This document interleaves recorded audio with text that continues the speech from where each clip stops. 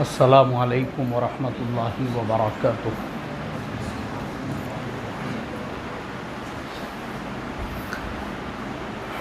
بھائی ساتھی ایسا تھوڑا سا قریب آ جاؤ، سامنے کے بھی ساتھی تھوڑا ایسا آپ آگے بڑھ جاؤ۔ ماشاءاللہ ماشاءاللہ ماشاءاللہ بھائی دیکھو، یہ ہمارا ملنا، یہ ہمارا جڑنا، یہ ہمارا جمنا، ایسا آ جاؤ، سامنے بھی آ جاؤ کچھ ساتھی۔ جی ماشاءاللہ ماشاءاللہ۔ یہ سب جو ہے یہ اللہ کی نسبت پر ہے، اس لیے تھوڑا سا ہم جم کے بیٹھے، تھوڑا جڑ کے بیٹھے۔ آؤ بیٹا ادھر آ جاؤ، قریب آ جاؤ ماشاءاللہ۔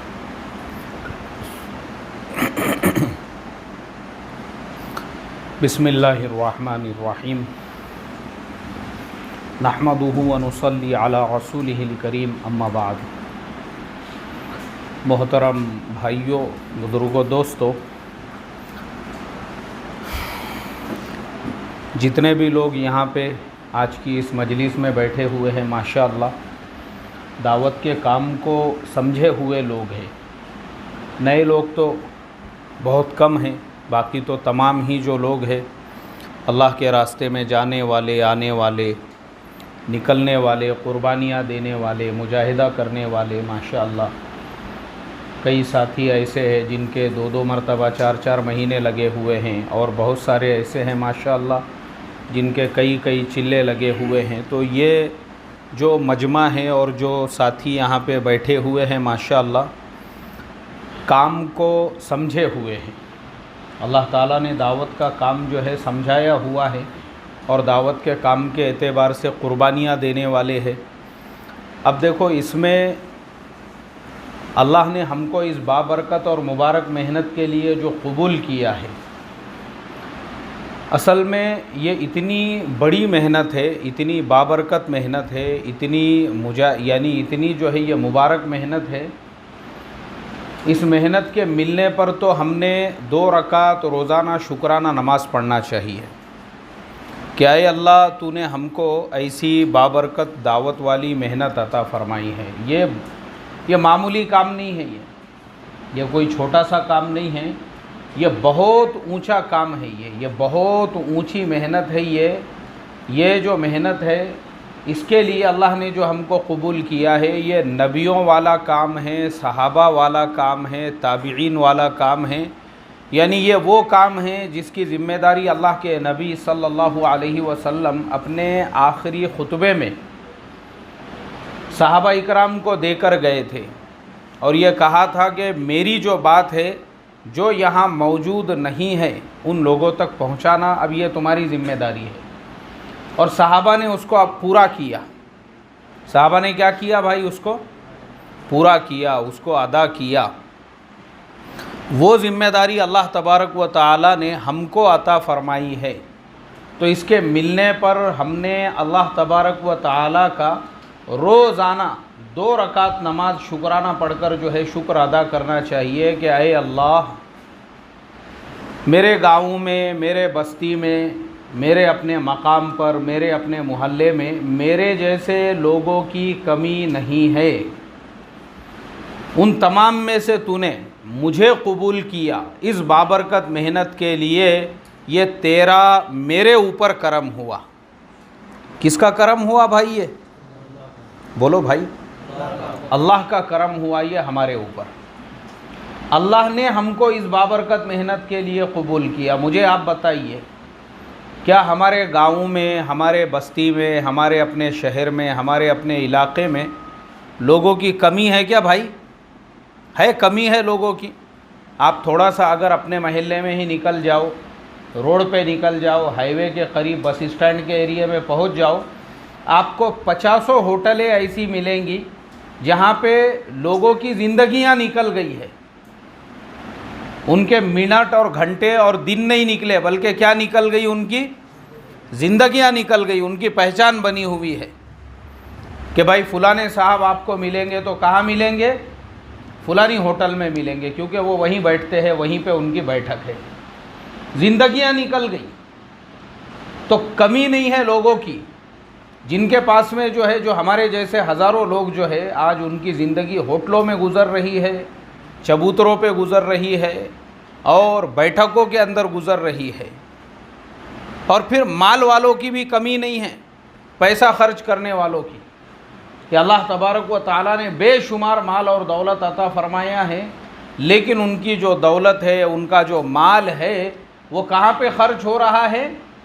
دنیا کے دکھاوے پہ خرچ ہو رہا ہے، دنیا کی فضولیات پہ خرچ ہو رہا ہے۔ لیکن ہم خوش نصیب ہے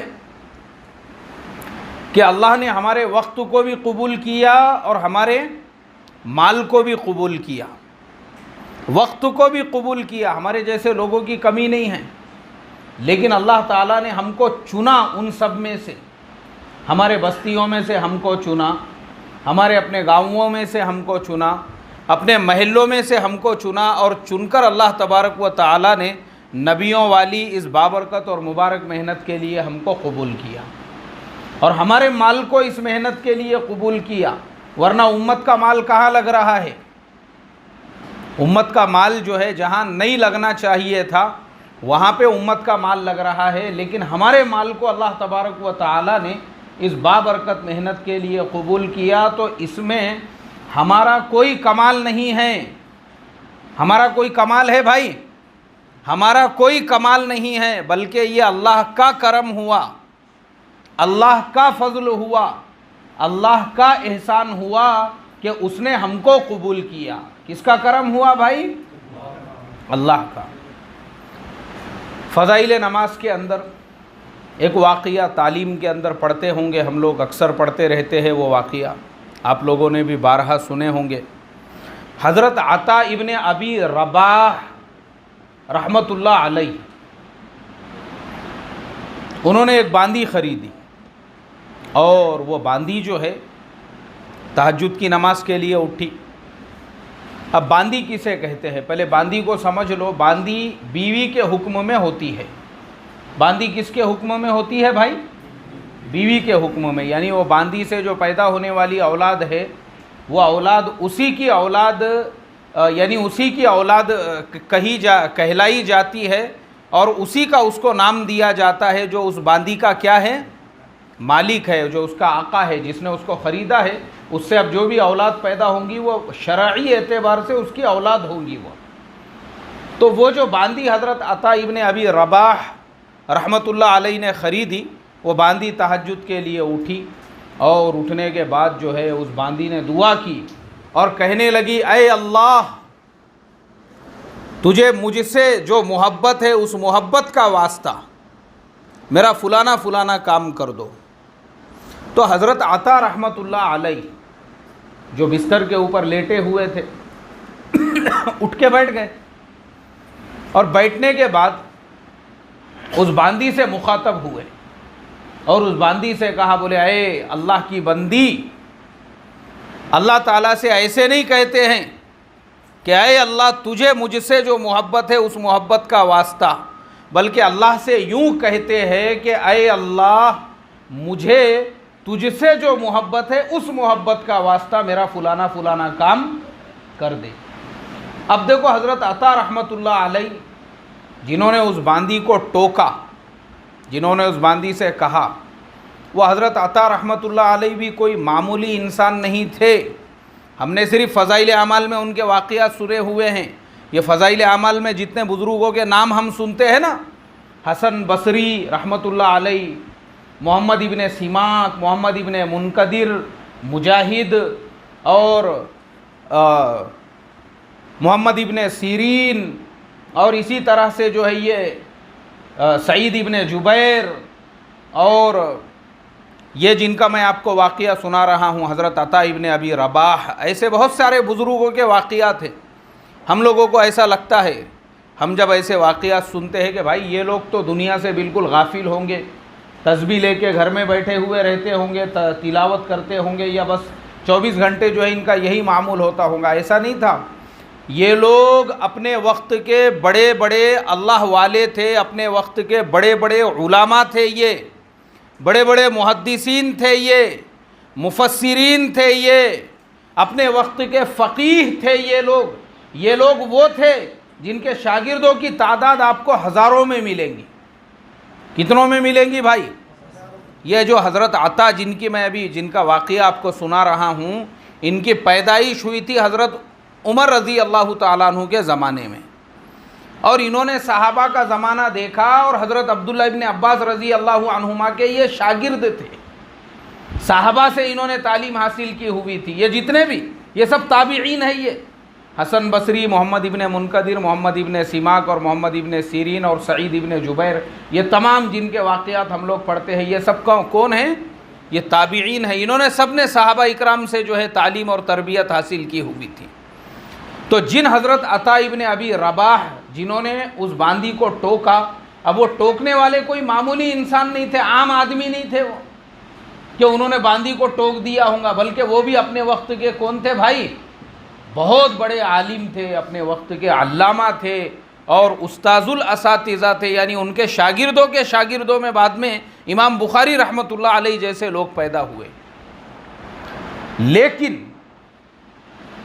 ویسے امام اور ویسے عالم اور اتنے بڑے محدث کو پھر اس باندی نے جواب دیا، اور اس باندی نے یہ کہا کہ عطا، میں نے جو اللہ تعالیٰ سے یہ کہا ہے کہ اے اللہ تجھے مجھ سے جو محبت ہے اس محبت کا واسطہ میں نے اس لیے کہا کیونکہ اگر اللہ تعالیٰ کو مجھ سے محبت نہ ہوتی تو اللہ تبارک و تعالیٰ مجھے اپنے سامنے کھڑا نہ کرتا اور تم کو میٹھی نیند نہ سلاتا۔ تم میٹھی نیند سو رہے ہو اور میں وضو کر کے تہجد کے وقت میں اللہ تعالیٰ کے سامنے کھڑی ہوں، اس میں میرا کمال نہیں ہے، یہ کس کی قبولیت ہے؟ ارے بھائی بولو نا، اللہ کی قبولیت ہے، یہ دونوں بھی ہے۔ لیکن تم بستر کے اوپر کیا کر رہے ہو؟ آرام کر رہے ہو، اور میں وضو کر کے جو اللہ کے سامنے کھڑی ہوئی، میرا کمال نہیں ہے، میرا کمال نہیں ہے۔ جیسے ہمارے زمانے میں بھی بہت سارے لوگ ہیں ایسے جن کو یہ لگتا ہے کہ بھائی میں اگر پچھلے 20 سال سے اور 30 سال سے تہجد پڑھ رہا ہوں تو اس میں میرا کمال ہے، ہمارا کمال نہیں ہے یہ۔ کوئی اگر پچھلے 20 سال اور 30 سال سے دونوں اوقات کی تسبیحات کا پورا اہتمام کر رہا ہے تو یہ اس کا کمال نہیں ہے، یہ کس کی قبولیت ہے بھائی؟ اللہ کی۔ اس باندی نے کہا کہ عطا، یہی اللہ تبارک و تعالیٰ کے یہاں پہ قبولیت کی نشانی ہے کہ اللہ تعالیٰ نے مجھے اپنے سامنے کیا کیا؟ کھڑا کیا اور تم کو میٹھی نیند سلا دیا۔ اگر اللہ تعالیٰ کو میرے سے محبت نہیں رہتی تھی تو اللہ تبارک و تعالیٰ مجھے بھی کیا کرتا تھا؟ کیا کرتا تھا؟ مجھے بھی سلا دیتا تھا بستر کے اوپر، لیکن اللہ نے اپنے سامنے کھڑا کیا۔ یہی اللہ تعالیٰ کے نزدیک قبولیت کی نشانی ہے، قبولیت کی علامت ہے۔ ایسے ہی یہ واقعہ میں نے آپ کو کیوں سنایا؟ یہ واقعہ تو آپ بولیں گے یار فضائل نماز میں تو اکثر ہم لوگ سنتے رہتے ہیں، لیکن یہ واقعہ سنانے کا اور بتانے کا مقصد یہی ہے کہ ہم بھی جو اس مبارک محنت کے اندر لگے ہوئے ہیں اور ہمارا جو جان اس محنت میں لگ رہا ہے اور ہمارا جو مال اس محنت میں لگ رہا ہے اور ہمارا جو وقت اس محنت کے اندر لگ رہا ہے، اور اللہ نے ہم کو اس بابرکت محنت کے لیے اگر قبول کیا ہے تو یہ ہمارا کمال نہیں ہے ہمارا کمال، بلکہ کس کی توفیق سے ہو رہا ہے؟ یہ اللہ نے قبول کیا۔ کس نے قبول کیا بھائی؟ اللہ نے قبول کیا، ورنہ میں نے آپ لوگوں کو بتایا وقت والوں کی کمی نہیں ہے، بس اسٹینڈ پہ ایک چکر مار دیں گے، لوگ سینکڑوں سالوں سے بیٹھے ہوئے ہیں ہوٹلوں کی ٹیبلوں کے اوپر، زندگیاں نکل گئی ان کی زندگیاں۔ وقت والوں کی کمی نہیں ہے، اللہ کس کو کہاں سے اٹھا کے اپنے دین کی محنت کے لیے لگوا دے ہم اس کا اندازہ بھی نہیں لگا سکتے ہیں۔ وقت والوں کی کمی نہیں ہے، اور مال والوں کی کمی ہے کیا؟ نہیں ہے، لیکن اللہ نے ہمارے وقت کو اور ہمارے مال کو اپنے دین کے لیے قبول کیا ہے، اس میں ہمارا کوئی کمال نہیں ہے، بلکہ اس کے اوپر ہم نے روزانہ 2 رکعت شکرانہ نماز پڑھ کے اللہ تبارک و تعالیٰ کا شکر ادا کرنا چاہیے کہ اے اللہ، یہ جو دعوت کی مبارک محنت ہے جس کے اندر تو نے مجھے لگایا ہے، مجھے میرا پہلا دن بھی یاد ہے۔ کون سا دن بھی یاد ہے بھائی؟ ارے بھائی بولو نا، مجھے میرا پہلا دن بھی یاد ہے، میری بیٹھک کہاں ہوا کرتی تھی، کیسے لوگوں کے ساتھ میں اٹھتا تھا اور بیٹھتا تھا، لیکن اے اللہ یہی وہ بابرکت دعوت کی محنت ہے۔ ساتھی میرے گھر پر آئے، انہوں نے میرے گھر کا دروازہ کھٹکھٹایا، میرے سے ملاقات کی، مجھے وہ گشت کے اندر لے کر چلے اور مجھے جو ہے انہوں نے تعلیم میں لا کر بٹھایا، اور مجھے اپنے اللہ تیرے راستے میں جو ہے انہوں نے 3 دن کی میری تشکیل کی، اور میرا پہلی مرتبہ تیرے راستے میں 3 دن لگے، پھر اس کے بعد میں چلہ لگا، اور 4 مہینے لگے، اور لگتے لگتے لگتے آج اللہ تعالیٰ نے جو ہے اس مبارک محنت کے لیے ایسے قبول کیا کہ ہمارے ملکوں میں سفر ہو رہے ہیں۔ کہاں پہ سفر ہو رہے ہیں؟ ملکوں میں سفر ہو رہے ہیں۔ دعوت کے کام کے تقاضوں کے اوپر اللہ تعالیٰ نے ملکوں کے لیے قبول کیا، تو اے اللہ اس میں میرا کمال نہیں ہے، بلکہ کس کا کمال ہے؟ یہ تیری قبولیت ہے۔ کس کی قبولیت ہے بھائی؟ اللہ تعالیٰ کی طرف سے قبولیت ہے۔ یہ اپنا کیا کمال ہے اس میں؟ اپنے کو اپنا پہلا دن یاد کرنے کا کہ پہلے دن میں کس کنڈیشن میں تھا جب اللہ تعالیٰ نے اس دعوت کی بابرکت اور مبارک محنت کے ساتھ میں جوڑا۔ اگر دل میں کبھی بھی یہ خیال آ جائے کہ بھائی میں تو اب اکابر بن گیا ہوں، اکثر ہوتا ہے نا آدمی کے ایسا، ہاں انسان کے دل میں یہ خیال آتا ہے کہ بھائی میں تو اکابر بن گیا ہوں، اب میں تو بزرگ بن گیا ہوں، مجھے کیا ہے، ابھی مجھے تو گشت کی ضرورت نہیں ہے، مجھے تو تعلیم کی ضرورت نہیں ہے، مجھے تو بیٹھنے کی۔ یہ خیال جس دن بھی انسان کے دل کے اندر آ جائے اس دن اس نے اپنے پہلے دن کو یاد کرنا۔ کون سے دن کو یاد کرنا؟ پہلے دن کو۔ ہمارے مولانا یونس صاحب رحمۃ اللہ علیہ، ہمارے مولانا ایک واقعہ سناتے تھے، وہ فرمایا کرتے تھے کہ بولے دیکھو ہمارے نظام الدین کے جو بڑے ہیں، نظام الدین کے بڑے، اگر کوئی پرانا وہ نظام الدین میں آئے تو ہمارے جو بڑے ہیں خاص طور پہ اس کے اوپر نظر رکھ کے یہ دیکھتے ہیں کہ اس کے اندر بزرگی تو نہیں پیدا ہو گئی، یہ اب اپنے آپ کو اکابر تو نہیں سمجھنے لگ گیا، یا پھر اس کے اندر ویسا ہی جیسا پہلے جیسا تواضع، عاجزی، ان کے ساری جیسی ہونا چاہیے تھی وہ ابھی اس کے اندر باقی ہے یا نہیں ہے۔ اور ہمارے بڑوں میں آپ دیکھو، ہمارے جو بڑے تھے، ہمارے جو اکابر تھے، ان لوگوں کے اندر کیسا عاجزی، کیسی ان کے اندر عاجزی تھی، کیسی انکساری تھی، یعنی دعوت کے کام کے اندر انہوں نے اپنی زندگیاں جھونک دی، لیکن کبھی ان کے اندر یہ احساس نہیں پیدا ہوا کہ ہم نے کام پر احسان کیا ہے، بلکہ ہمیشہ یہ احساس رہتا تھا کہ اس کام کا ہمارے اوپر احسان ہے، جس کی برکت سے اللہ تبارک و تعالی نے اس مبارک محنت کی برکت سے پوری دنیا میں ہمارے سے کام کے لیے ہم کو قبول کیا ہے۔ یہ احساس رہتا تھا کس کے دلوں میں بھائی؟ ہمارے بڑوں کے دلوں میں۔ تو حضرت جی ہمارے مولانا یونس صاحب رحمۃ اللہ علیہ واقعہ سناتے تھے، بولے حضرت جی مولانا یوسف صاحب رحمۃ اللہ علیہ اور حضرت جی مولانا انعام الحسن صاحب رحمۃ اللہ علیہ، یہ دونوں بھی جو ہے اللہ کے راستے میں ملک سے باہر ایک ملک کے سفر پہ تھے، اور وہاں پہ ان کا وقت لگ رہا تھا۔ اب اس ملک کے اندر ایک بہت بڑے تاجر تھے، نامور وہاں کے تاجر، بڑے وہاں کے کروڑ پتی۔ ان کو پتہ چلا کہ جو جماعت ہمارے ملک میں آئی ہے اس جماعت کے اندر مولانا الیاس صاحب رحمۃ اللہ علیہ کے فرزند مولانا یوسف صاحب اور حضرت شیخ زکریا رحمۃ اللہ علیہ کے داماد مولانا انعام الحسن صاحب، یا ایسے لوگ جو ہے اس جماعت کے اندر ہے۔ تو ان جو رئیس صاحب تھے ان کے ذہن میں یہ خیال پیدا ہوا کہ بھائی جب یہ ایسے لوگ اللہ کے راستے میں آئے ہیں تو پتہ نہیں ان کے کتنے ناز ہوں گے، اور ان کے کیسے نخرے ہوں گے، اور ان کے لیے کیسا انتظام ہوگا، اور کیسے جو ہے ان کے اندر نزاکت ہوں گی۔ وہ یہ دیکھنے کے لیے تحقیق کر کے پہنچے اس مسجد میں جس مسجد میں ان کی جماعت رکی ہوئی تھی۔ ان کو لگا کہ بھائی جیسے اور دوسری جگہوں پہ ہوتا ہے نا کہ ذرا سا ساتھ میں القاب جڑ گئے اور نام جڑ گئے تو انسان کے اندر خود بخود بزرگی پیدا ہو جاتی ہے، 2-4 لوگ خدمت میں لگے ہوئے ہیں اور حضرت جو ہے پوری تواضع عاجزی کے ساتھ منڈی جھکا کے بیٹھے ہوئے ہیں اور صرف مصافحہ کر رہے ہیں لوگوں سے، اس سے آگے کچھ کام ہوتا نہیں ہے ان سے، اور صرف لیکن جب یہ وہاں پہ پہنچے اور انہوں نے پتہ کیا کہ بھائی یہ لوگ کہاں ہیں، تو ساتھی تعلیم کرتے بیٹھے تھے، ساتھیوں نے کہا کہ بھائی وہ لوگ ان کی خدمت کی ذمہ داری ہے، جاؤ وہاں پہ جہاں پہ مطبخ ہے، کچن ہے، وہاں پہ ہی یہ لوگ آپ کو ملیں گے۔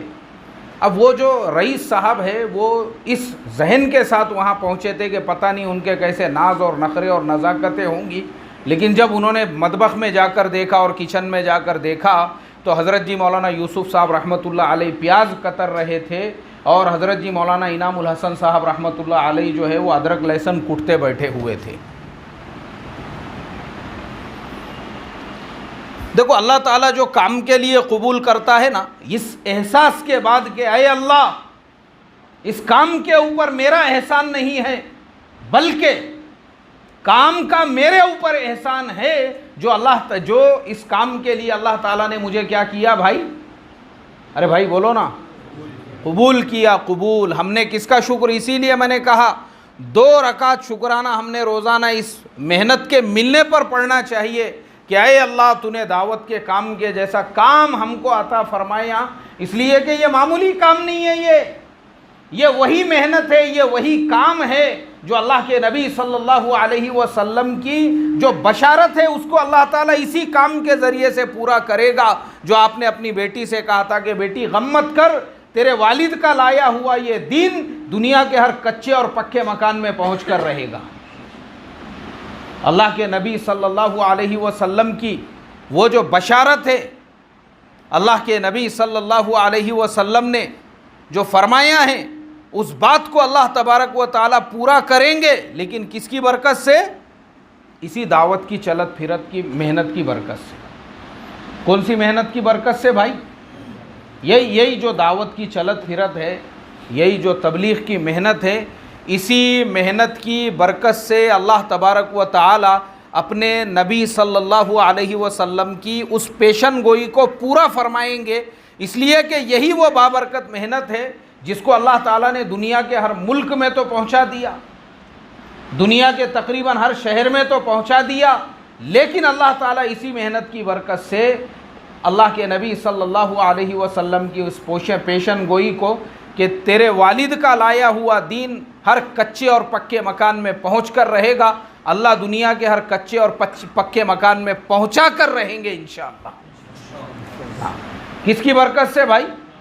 اسی محنت کی برکت سے۔ تو اس محنت کو ہم معمولی نہ سمجھے، اس محنت کو ہم چھوٹا کام نہ سمجھے، اس محنت کے بارے میں ہم یہ نہ سمجھے کہ بھائی چلو سب کر رہے ہیں اس لیے میں کر رہا ہوں، یہ معمولی کام نہیں، یہ اتنا اونچا کام ہے، یہ اتنی اونچی محنت ہے۔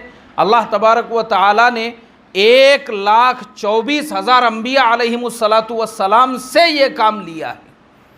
ڈور ٹو ڈور جانا، دروازے در دروازے پہنچنا، یہ کس کی سنت ہے؟ بولو بھائی، انبیاء کی سنت ہے، یہ انبیاء کی۔ حضرت نوح علیہ السلام انہوں نے اللہ تبارک و تعالیٰ سے کہا قال ربی انی دعوت قومی لیلا و نہارا، صبح و شام لوگوں کو بلاتے رہے، صبح و شام، یہ انہوں نے جو کہا نا کہ میں نے دعوت دیا ہوں، یہ ڈور ٹو ڈور والی ترتیب، صبح میں بھی لوگوں کے گھروں پہ جاتے رہے،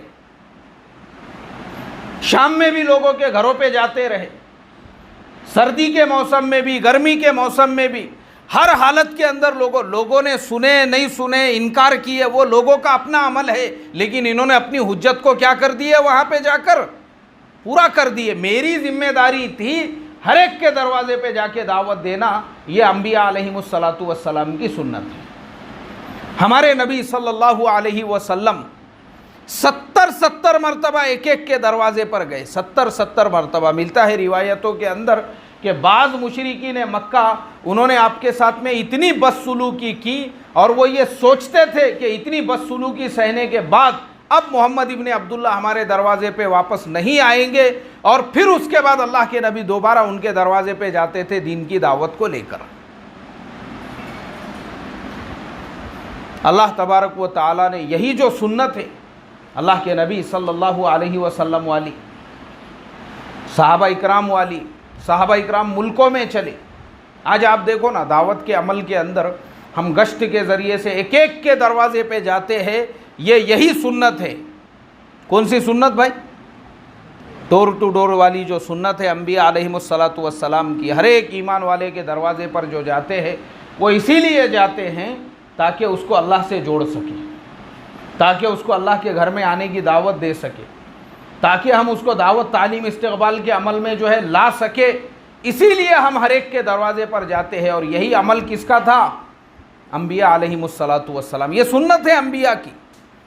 اور جیسے صحابہ نکل گئے پوری دنیا کے لیے، پوری دنیا میں صحابہ نے دین کی محنتیں کی، پوری دنیا میں وہ جو آخری خطبہ ہے آپ کا، اور دیکھو یہ بھی ہمارے لیے کتنی مبارک، یعنی کتنی مبارک گھڑی ہے، اور آج بھی کتنا مبارک دن ہے۔ آج بھی یوم عرفہ، عرفہ کا دن ہے، اور وہ بھی عرفہ کا دن تھا جس دن اللہ کے نبی صلی اللہ علیہ وسلم نے صحابہ اکرام کے سامنے جب یہ کہا تھا کہ میری بات اب یہ تمہاری ذمہ داری ہے، تمہارے لیے میں جو ہے اپنی سنت چھوڑ کر جا رہا ہوں، قرآن کریم چھوڑ کر جا رہا ہوں، اور یہ جو میری بات ہے اور یہ جو دین ہے جس کو اللہ تعالیٰ نے آج مکمل کیا، اب اس دین کو دوسروں تک پہنچانا یہ کس کی ذمہ داری ہے؟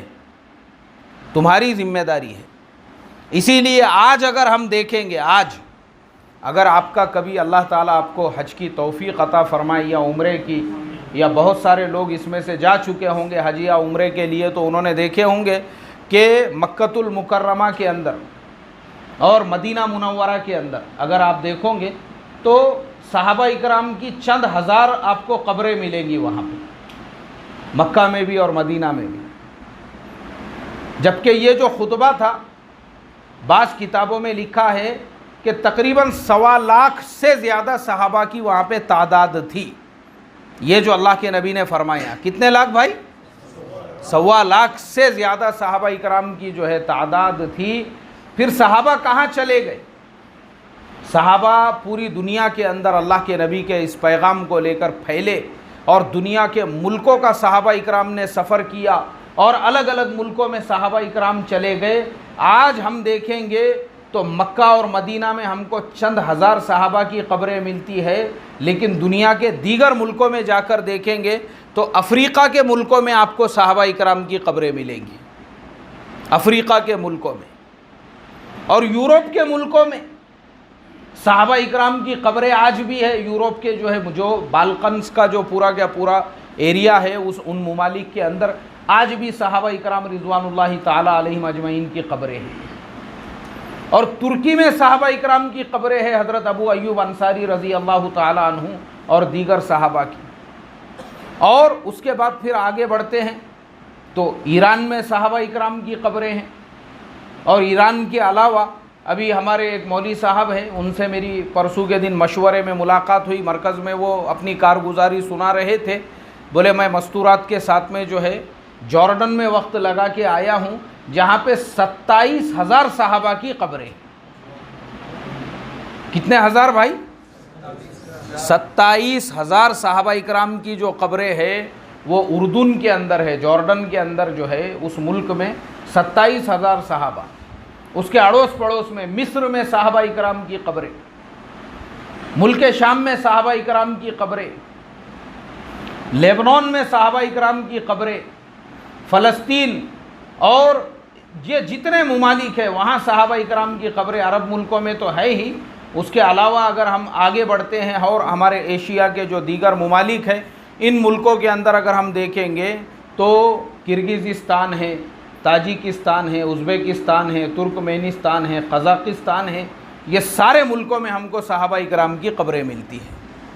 اور صرف ان ملکوں میں نہیں بلکہ صحابہ اکرام اللہ کے دین کی دعوت کو لے کر چائنا تک پہنچ گئے، اور حضرت سعد ابن ابی وقاص رضی اللہ تعالیٰ عنہ کی قبر وہ آج بھی چائنا کے اندر ہے۔ کہاں پر ہے بھائی؟ چائنا میں ہے۔ اور حضرت سعد ابن ابی وقاص رضی اللہ تعالیٰ عنہ جلیل القدر صحابہ اکرام میں سے تھے۔ اللہ کے نبی صلی اللہ علیہ وسلم یعنی جن کو متقدمین کہا جاتا ہے، ایک دم ابتدائی وقت میں جن لوگوں نے ایمان کو قبول کیا تھا، ان لوگوں میں حضرت سعد ابن ابی وقاص رضی اللہ تعالیٰ عنہ۔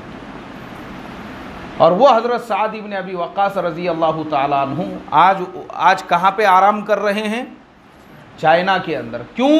اس لیے کہ حضرت عثمان غنی رضی اللہ تعالیٰ عنہ کے زمانے میں جب صحابہ اکرام یہ دعوت کی محنت کو لے کر پوری دنیا کے اندر پھیل گئے، افریقہ میں جو ہے حضرت عمر فاروق رضی اللہ تعالیٰ عنہ کے زمانے میں ہی افریقہ ایمان میں داخل ہو چکا تھا، لیکن حضرت عثمان غنی رضی اللہ تعالیٰ عنہ کے زمانے میں ان کے سامنے یہ مسئلہ آیا کہ یہ نئے نئے علاقے جو ایمان میں داخل ہو رہے ہیں، یہ پورا جو علاقہ ہے نا، اس کو خراسان کہتے تھے، آج جس کو ہم ازبکستان، تاجکستان، کرغزستان اور قزاقستان وغیرہ کہتے ہیں، یہ پورے علاقے کو اس زمانے میں خراسان کہتے تھے۔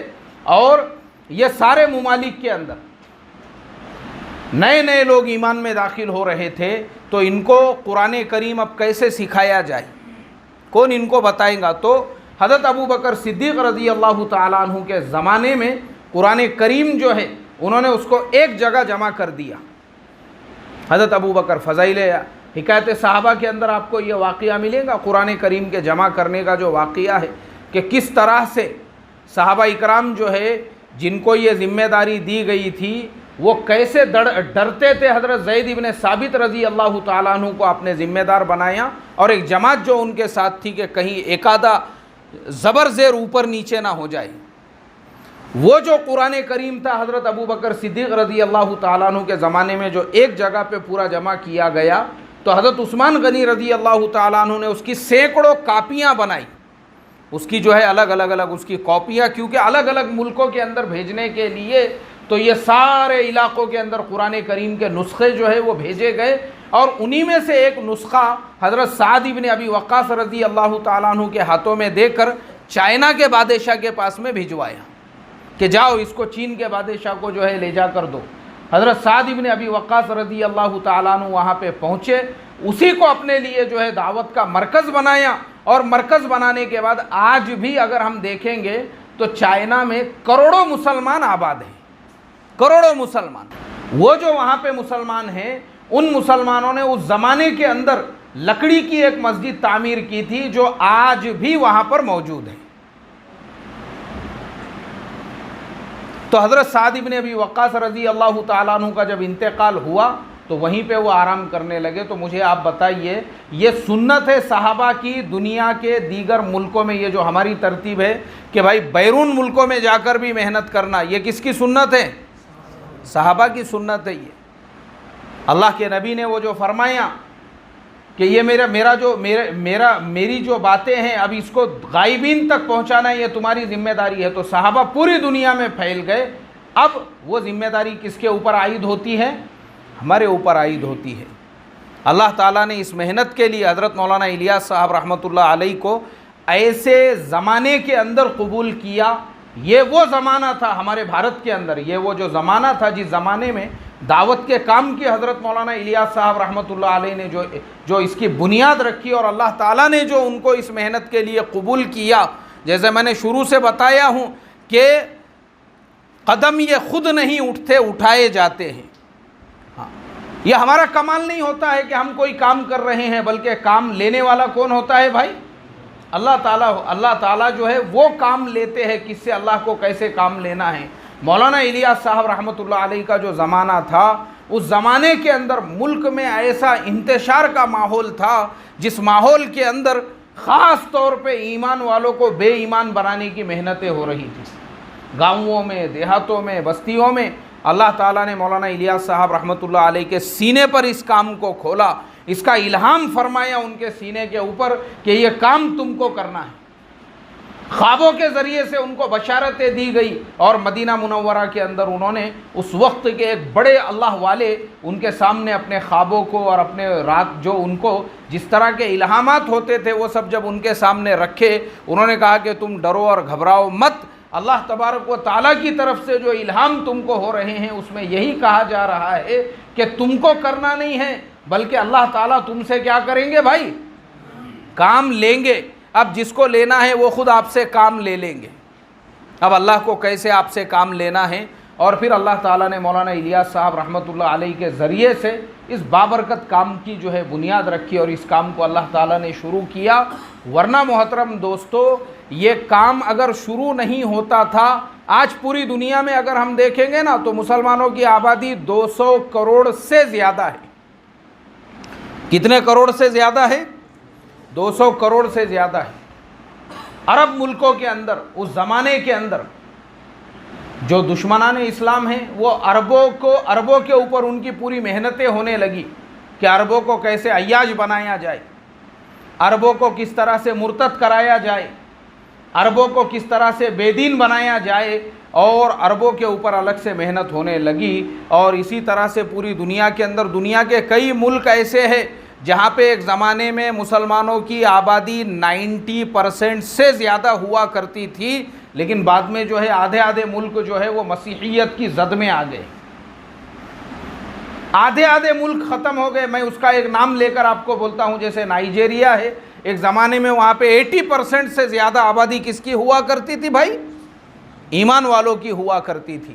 آج کی تاریخ میں وہاں کی 50% آبادی جو ہے وہ صرف ایمان والے وہاں پہ باقی ہے، اور یہ 50% بھی جو باقی ہے وہ اس مبارک محنت کی برکت سے اللہ نے قبول کیا۔ مولانا الیاس صاحب رحمۃ اللہ علیہ نے جب انہوں نے اس محنت کی شروعات کی، اور جماعتیں پھر ہمارے گاؤں میں، ہمارے دیہاتوں کے اندر، ہمارے ملک کے جو ہے گاؤں دیہات اور بستی کے اندر جا کر جو ہے یہ محنتیں ہونے لگی کہ کس طریقے سے مسلمانوں کو ارتداد سے بچایا جائے، مسلمانوں کو مرتد ہونے سے روکا جائے۔ اس کے لیے گاؤں میں، دیہاتوں میں، بستیوں میں جا کر محنتیں ہونے لگی، اور ایسی محنتیں ہوئی اس زمانے کے اندر کہ اللہ تبارک و تعالیٰ نے اس بابرکت محنت کی برکت سے کئی گاؤں کو مرتد ہونے سے بچا لیا، بستیوں کو مرتد ہونے سے اللہ تعالیٰ نے بچا لیا، اور کئی علاقوں کو مرتد ہونے سے بچا لیا۔ ملک کی تقسیم کے بعد میں جب حضرت جی مولانا یوسف صاحب رحمۃ اللہ علیہ کا زمانہ آیا، اور پھر جو ہے جماعتیں باہر ملکوں میں بھی جانے لگی، اور دنیا بھر کے اندر جب کام ہونے لگا، تو اللہ تبارک و تعالیٰ نے ملکوں کو بھی مرتد ہونے سے بچا لیا۔ آج ہماری تشکیل ہوتی ہے چلے کی 4 مہینے کی، اور بیرون کے لیے 5 مہینے کے لیے، لیکن یہ جو افریقہ کے سارے ملک جو بچے ہوئے ہیں نا، کچھ لوگوں نے اپنی زندگیاں لگا دی دعوت کی محنت کو لے، جب ان ملکوں کے اندر جب پہنچے، اور وہ ایسی ہی وہ جماعتوں میں ہی گئے وہاں پر، وہ 4 مہینے کے لیے اور 5 مہینے کے لیے جب ان ملکوں کے اندر گئے، اور جب انہوں نے وہاں کے حالات دیکھے اور کارگزاریاں سامنے آئی کہ ایک زمانے میں یہ پورا کا پورا ملک مسلم، یہ پورا کا پورا گاؤں، یہاں کی 100% آبادی ایمان والوں کی ہوا کرتی تھی، لیکن آج وہ سارے کے سارے ایمان والے آج وہ مسیحیت کی زد میں آ چکے ہیں۔ ان کی مسجدیں ان کے ہاتھوں سے نکل گئی، اور انہوں نے اپنی مسجدوں کو جو ہے بتوں کا صنم خانہ اور عبادت خانہ بنا دیا۔ ان لوگوں نے پھر زندگیاں لگا دی انہی ملکوں کے اندر، اور اس میں پھر جماعتوں کا سلسلہ چلتا رہا، اور اللہ تبارک و تعالیٰ نے وہ پورے ملکوں کو مرتد ہونے سے اللہ تعالیٰ نے بچا لیا۔ یہ اس مبارک محنت کا خاصہ ہے، یہ وہ مبارک اور بابرکت محنت ہے جس کے لیے اللہ تبارک و تعالیٰ نے ہم کو قبول کیا ہے۔ تو اس میں ہمارا کمال نہیں ہے بھائی، ہم نے اس کے اوپر اللہ تعالیٰ کا کیا کرنا چاہیے؟ شکر ادا کرنا چاہیے۔ شکر کہ اے اللہ، وہ بابرکت انبیاء علیہم السلام والی محنت جس کام کو لے کر نبی چلے تھے، اور اس کے بعد صحابہ اکرام نے اس کام کو کیا۔ اب کیونکہ ہمارا یہ عقیدہ ہے کہ قیامت تک کوئی نبی نہیں آنے والے ہیں، یہ کیا ہے بھائی ہمارا؟ ارے بھائی بولو، یہ ہمارا عقیدہ ہے، عقیدہ۔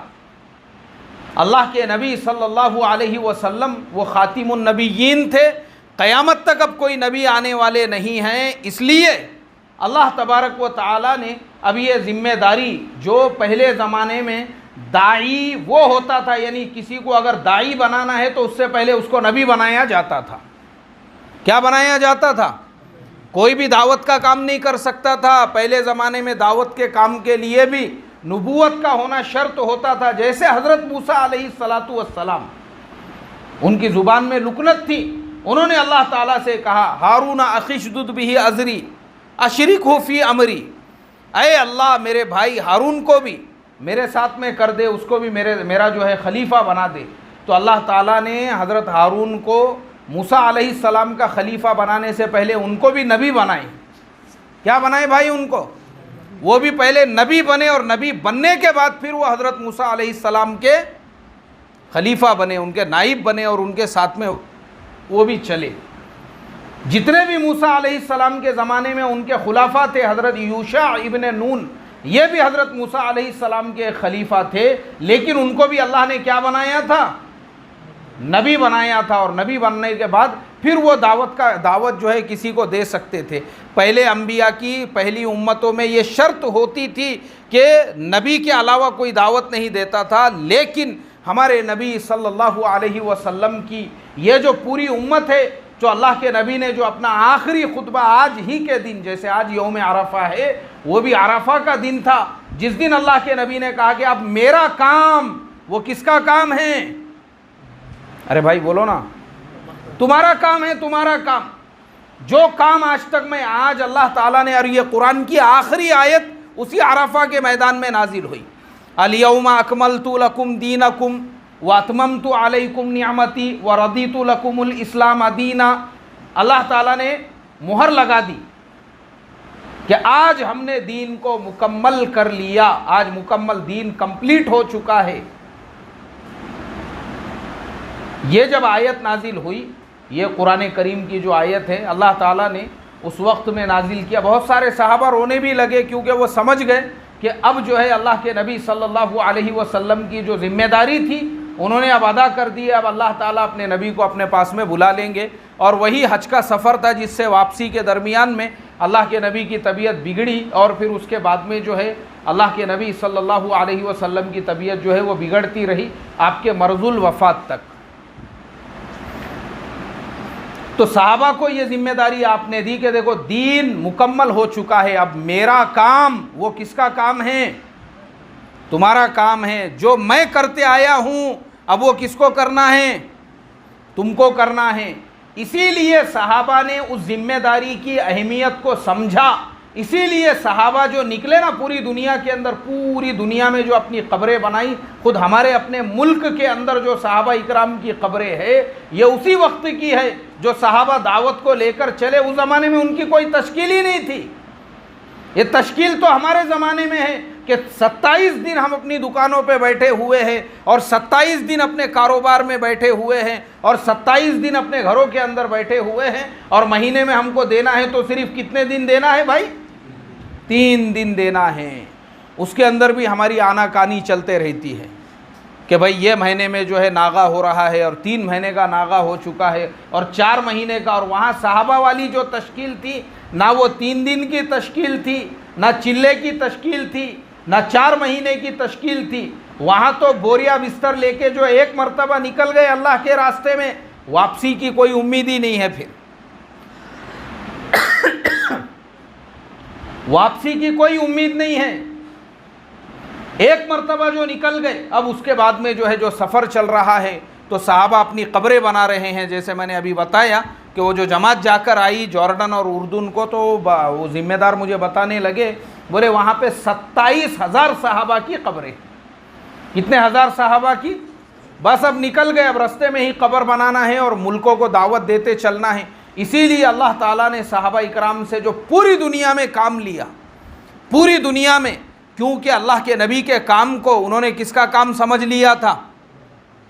ارے بھائی بولو نا، اپنا کام سمجھا تھا انہوں نے، اپنا کام، کیونکہ اللہ کے نبی سے ویسی بے انتہا جو ہے وہ محبت کرتے تھے، اللہ کے نبی سے ویسی بے شمار ان کو محبت تھی، اور اللہ کے نبی کے ایک حکم پر اپنی جان دینے کے لیے وہ تیار رہتے تھے۔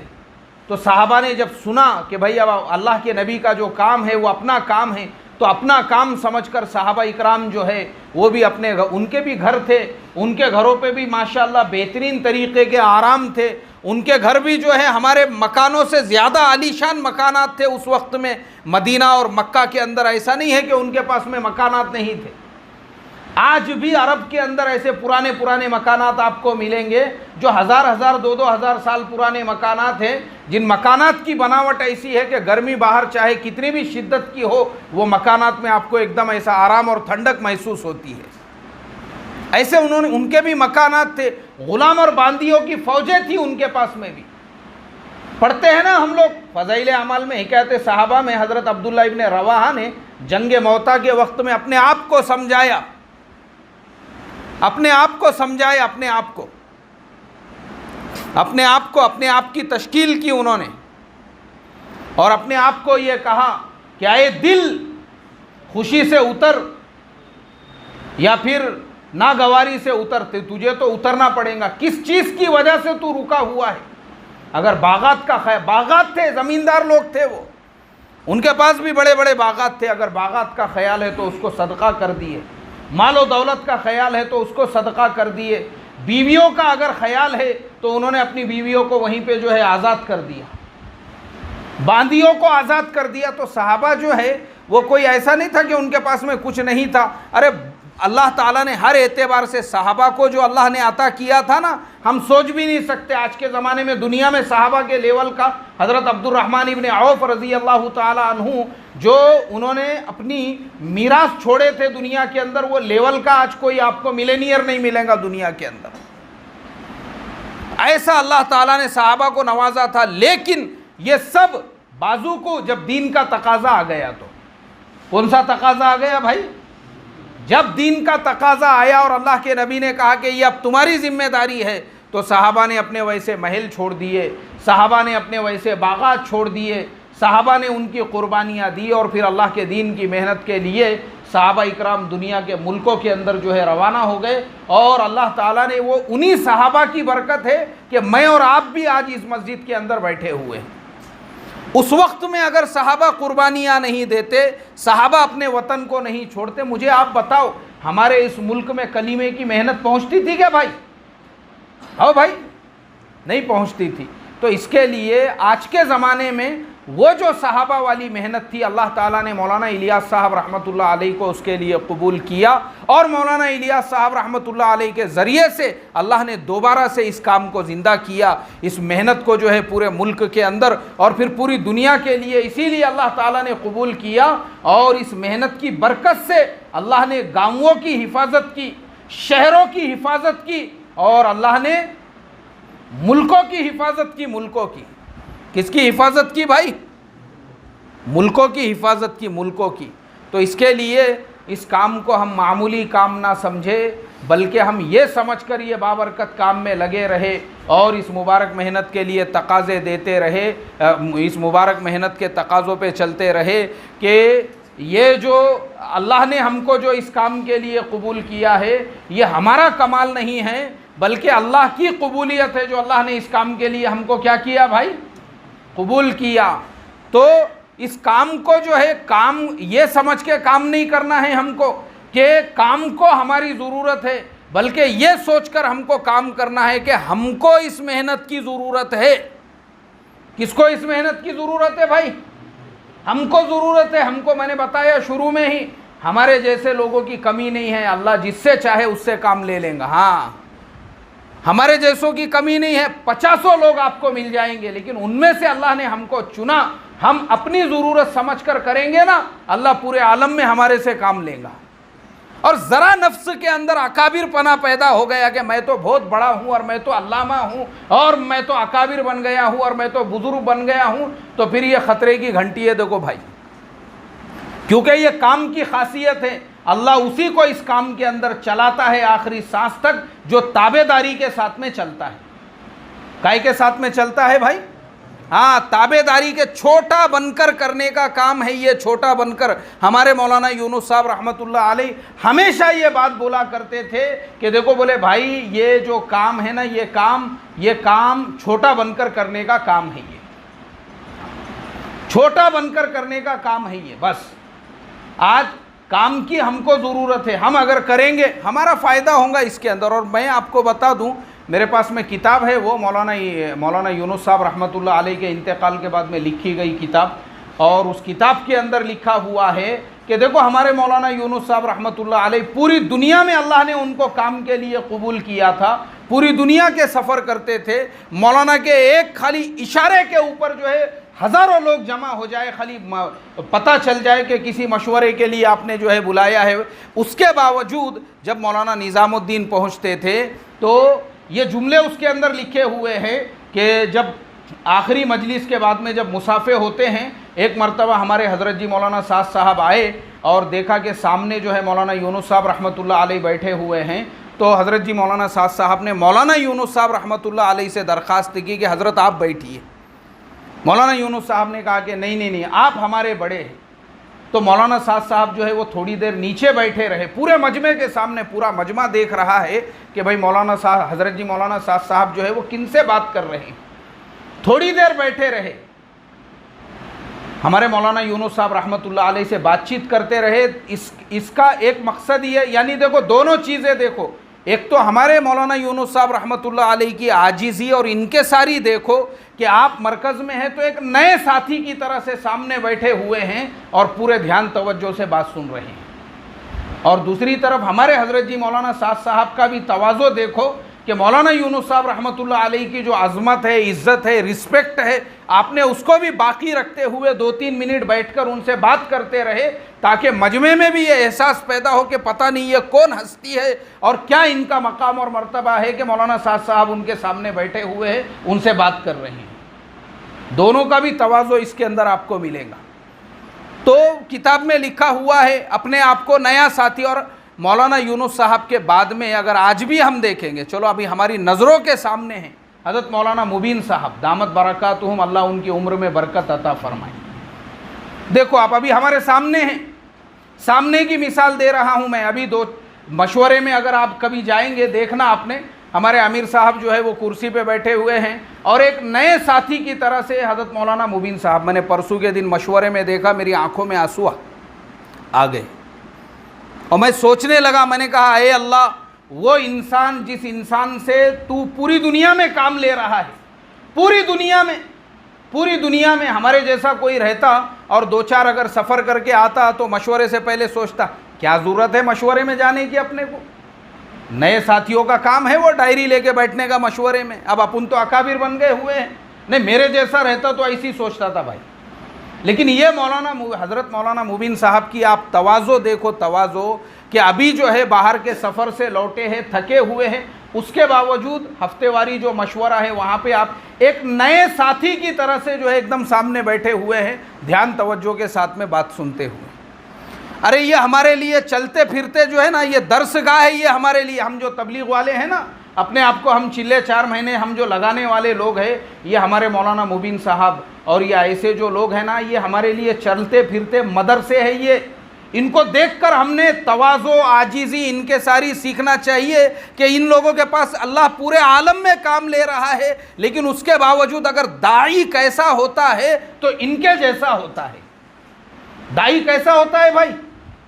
अगर हमको ये देखना है कि दाई में क्या सिफात होनी चाहिए और दाई में कैसी फर्मा बरदारी होना चाहिए और दाई में कैसा मानने का मिजाज होना चाहिए और दाई के दिल में मशवरे की कैसे अजमत होना चाहिए और अपने अमीर की कैसे इज्जत होना चाहिए और कैसा रिस्पेक्ट होना चाहिए और उनकी बात को कैसे ध्यान तवज्जो से सुनना चाहिए, अगर ये हमको सीखना है तो ये चलते फिरते मदरसे हैं हमारे लिए। क्या है ये हमारे लिए? अरे भाई बोलो ना। हमारे सामने है मौलाना यूनुस साहब रहमतुल्लाह अलैह को तो बहुत सारों ने देखे भी नहीं होंगे, बहुत से तो पैदा भी नहीं हुए होंगे उस वक्त में जब हज़रत मौलाना का इंतकाल हुआ तो, लेकिन मौलाना तो अभी हमारे सामने है ना, हज़रत मौलाना मुबीन साहब। मशवरे के अंदर एकदम ऐसी उमूमियत अल्लाह ने उनको अता फरमाई है। अल्लाह ताला उनकी उम्र में बरकत अता फरमाए, हर शर से, हर ज़रर से, हर फितन से, हर बुरी नज़र से अल्लाह ताला उनकी हिफाजत फरमाए, उनका साया हमारे सरों पे तादिर कायम और दायम रखे। अब मोहतरम दोस्तों, ये ऐसे लोगों की कुर्बानियों से हमको भी ये सबक मिलता है।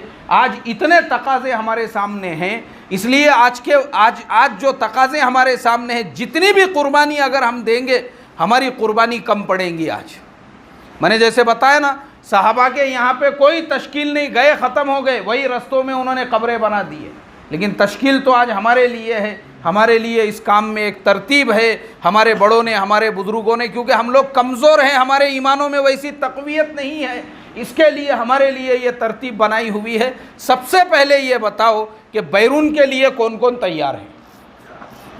जी माशाअल्लाह। देखो भाई, सबसे पहले जो है अल्लाह बेइंतहा कबूल फरमाए। चलो बताते जाओ। हमारा काम है इरादा करना। निकालने वाली ज़ात किसकी है भाई? अल्लाह की ज़ात है निकालने वाली। बताते जाओ साथी। माशाअल्लाह अब्दुल माजिद भाई, बेइंतहा कबूल फरमाए, अल्लाह बेइंतहा कबूल फरमाए। माशाअल्लाह माशाअल्लाह माशाअल्लाह। हमारे अमीर साहब मुनीर भाई, जामा मस्जिद बड़ा कोंडवा, अल्लाह बेइंतहा कबूल फरमाए।